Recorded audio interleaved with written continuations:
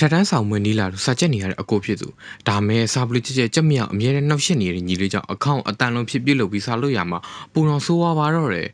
ရှီဆူဆိုတဲ့ကြောင်သားအထက်တန်းဆောင်မွေးနီးနေပြီမလို့အရေးကြီးနေတာပါအဲကြောင့်စာချက်နေရတာပေါ့ဒါမဲ့သူညီကအိမ်မော်တက်ထကိုးကနေဒရုန်းတို့လှုပ်လို့ကြက်မြောင်ဖြစ်နေတာပါတော့ပြောရင်လည်းဘာမှမလုပ်ဘူးဆိုပြီးတော့ပြောင်းနေတာပါနောက်တစ်ခါကျအမတ်တွေနင်းမယ်လာပြောတင်ကြလို့သူညီဖြစ်နေတာတွေ့သွားပြီးလက်ဖက်တော်လဲမဟုတ်ဘူးအိမ်တက်သွားချင်တယ်လို့ဆိုကအပေါ်တော့ချလိုက်ပါတယ်နောက်ကြဆာလွန်နေတို့ပစ္စည်းတွေကလီပေါ်လွင့်လာတာပါသူလက်လန့်မီတရလားဆိုပြီးထင်ခဲ့ပေမဲ့တေချာကြည့်မှကျိုးလို့နဲ့ချီထားပြီးဘီရိုရဲ့ဆွဲနေတော့သိသွားတာပါ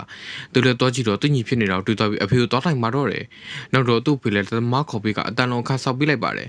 စောင့်နေတဲ့အချိန်တွေသူညီကတန်ရင်တာတော်လုံးလည်းတမကပါကူညီခိုင်းခဲ့တာပေါ့အဲ့ဒါနဲ့ကူညီပြီးဆောက်ပြီးတော့ပြတင်းပေါက်ပါပိတ်ထားတော့တွေးလိုက်ရပါတယ်တကားဟာလေးချက်ရှိနေပြီးအတွင်းနဲ့တကားအသေးဆုံးမှာစားလုံးပဲရတဲ့အခန်းလေးတစ်ခုပေါ့အတန်လုံးတော့စားချက်မယ်ဆိုချက်ပေမဲ့အတန်ဆူလက်လုံးမခံနိုင်မှထွက်လိုက်ရပါတယ်နောက်မှာထကိုးကနေကြည့်တော့သူညီဖြစ်နေတာတွေ့ပြီးလည်းဖမ်းပါတယ်ပထမတန်းနဲ့ညှိပြီးတော့ပြုတ်ကြဒုတိယရှုံထဲကိုကျသွားပြီးနောက်ဆုံးဖမ်းမိရတဲ့အဆုံးတကားသုံးချက်ကိုပဲဖွင့်ပြီးစာပဲလုပ်နေတော့ကဇလန်လေးပြီးဆုံးသွားပါတော့တယ်